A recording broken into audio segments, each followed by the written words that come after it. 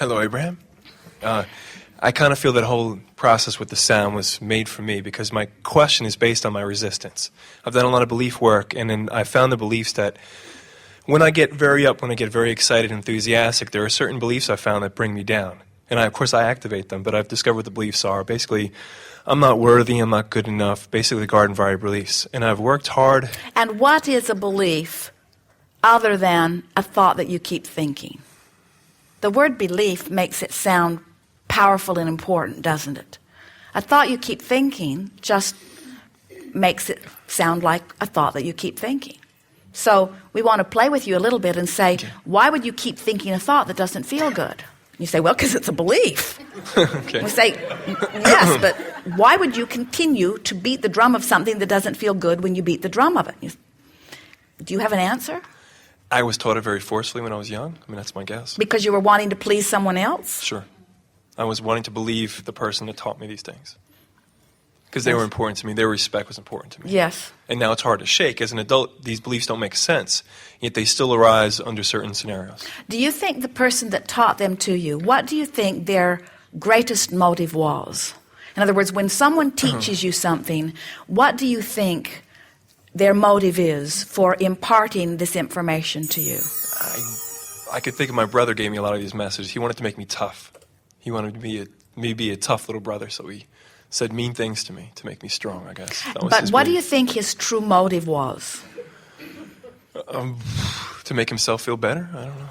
So, but related to you, in other words, if you are guiding someone sure. and giving them what you consider to be your best information, what's your motive? Why do you guide someone? Why do you teach them to be tough? Because you believe they will be better off if they're tough. Why do you teach them the things that you do? In other words, there are few exceptions to the reason being you believe that it is the best for them. In other words, most people that are guiding you in most ways are doing so. It's like our friend said earlier, his sister's trying to save him. She's not trying to send him to hell. She's trying to send him to heaven. She's trying to save him from what she sees are problems. And most people who are guiding you in most ways really, really, really mean well, you see. So when you say, what do I do now about shaking those beliefs that no longer serve me? We say, get to the bottom of the reason that somebody tried to impart them to you to begin with, and accept that that reason was they wanted you to thrive and they wanted things to go well for you. And then just fast forward to things going well for you and then thank them for their part in it. That's a really fast way to shift those beliefs, because when you say to someone, you taught me things that don't serve me, you taught me things that I hate, you taught me things that are wrong, all they do is puff up and try to teach you more of them. But when you say, thank you for your part in helping me to be the joyous person that I am, it is our promise to you that in the majority of cases, they were wanting your success. And when you emanate your thriving, many of them are soothed, and then they press less hard about the details that they're trying to teach you. and that's what's happening now. Yes. In my relationship with my brother. Yes. But those beliefs still arise. You see what happens?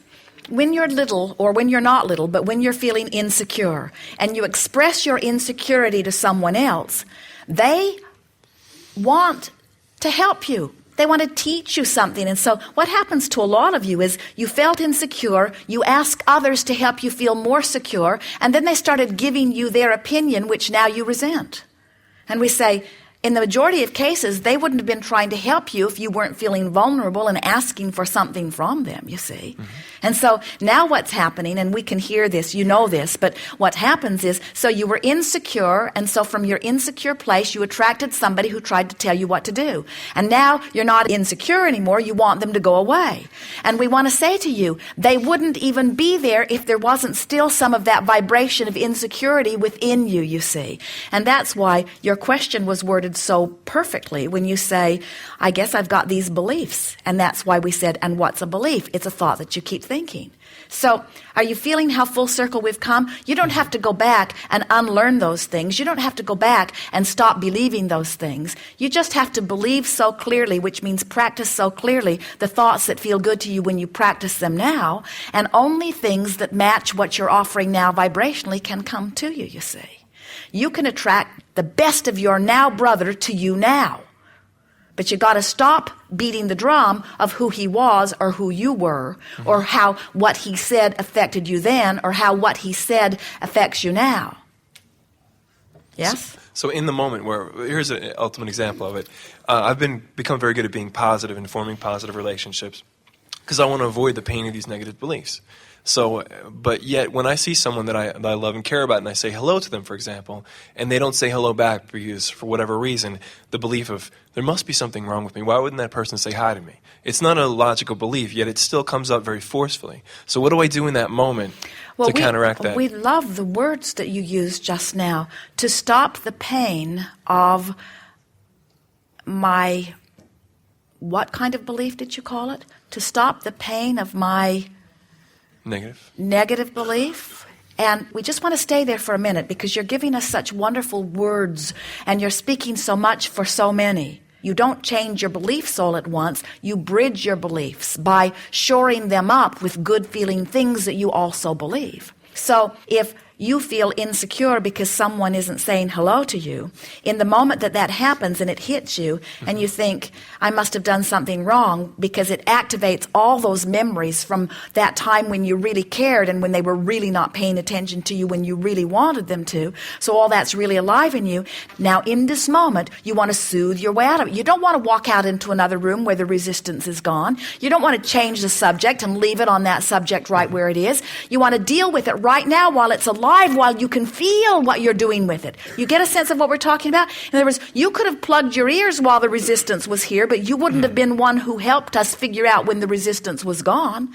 You have to be aware and willing to reach for something that feels better, increasingly reach for something that feels better. Could you give me an example? Yes. So you say hello to someone and they don't say hello back, and you get that feeling. And it just comes out of nowhere. It seems like it's coming. There it is. The situation activates that old belief within you, and that old belief does not jive with what you now want, and you've got discord and you've got it now. So now you start soothing yourself, and you say to yourself as best you can, you just feel around until it feels better. So you might say a bunch of things that don't work until you stumble on one that does, but you keep going until you find it. So you say, that person's response to me had far less to do with me than it did with them. Okay. Somebody who doesn't feel good in the moment can't respond nicely to me no matter how wonderful I am. Law of attraction lined us up to get what we got from each other, so there must be something in my vibration that evoked that, something that I'm going to gradually change, but I'm sure that this isn't such a personal thing. This person is probably behaving that way to a lot of people. It isn't about me. Everybody doesn't treat me that way. I have different relationships with different people, and so it can't be that I'm always the unloved or unwanted one, because lots of times I have wonderful relationships with people. So this has to be something that we've cooked up together here. It has something to do with the combination of what we're doing. Actually, I get along with people really well, and this is sort of an isolated incident. This isn't the majority of what happens to me. This is an anomaly of what happens to me. When something happens like this to me that gets me thinking, it's actually to my advantage. And whenever I know what I don't want, I always know more clearly what I do want. So what's this making me know that I want more clearly? Well, I want to get along with people, and I don't want to care too much what anybody else is thinking about me, because what they're thinking about me has far less to do with me than what I'm thinking about me, or what I'm thinking about them thinking about me. I want to get to the place where I don't care so much about what they're thinking about me. I just want to care about what I'm thinking about them, or what I'm thinking about me. And I've got control of that. And while it's sort of hard right here in this moment, while they're scowling at me, or while they're acting out, or while they're behaving in the way that they are, and while I can't really do anything about it, when I get off to myself, I'm going to make some lists of things that I would rather feel in a moment like this. When I meet people, I like the best of both of us to rendezvous. I like to bring uplifting things from them. I like them to feel glad that they saw me. I want them to greet me in a way that lets me know that they're glad to see me. But I realize when they do that, it's more about who they are than about who I am. I don't have control of the way people greet me, because I don't have control of how they feel before I get there. And I'm going to stop taking credit for how they feel when I get there, because they already felt that way before I got there. But I'm going to start asking myself, how'd I get here? What is it in my vibration that made me rendezvous with them in their ornery moment? That's the question that I want to ask. And I think it's that I keep noticing that I don't like it when I'm there. So I keep that part active rather than remembering what I do like. So I think that I'll write in my book what I liked about this meeting, what I liked about this meeting, what was good about this, what was good about this, and I'll get all this good stuff so active in my vibration. And in activating the stuff that feels good, the stuff that doesn't feel good will be deactivated. Although you can't deactivate something, you have to activate something else. Because when you try to deactivate it, you activate it. So you have to activate something else in order to deactivate it, but there's no such thing as deactivation.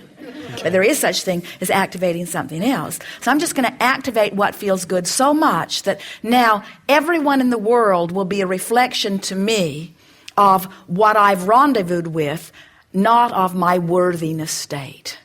In other words, I can be ornery, I can be happy, I can be appreciative, I can be blameful, I can be anything, I can be all of those things, and none of them have anything to do with my worthiness.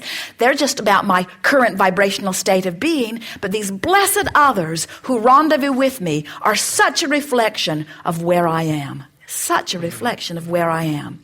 And since I'm trying to figure out where I am because I'm trying to bridge my beliefs, isn't it beneficial to have all of these people reflecting back to me where I am?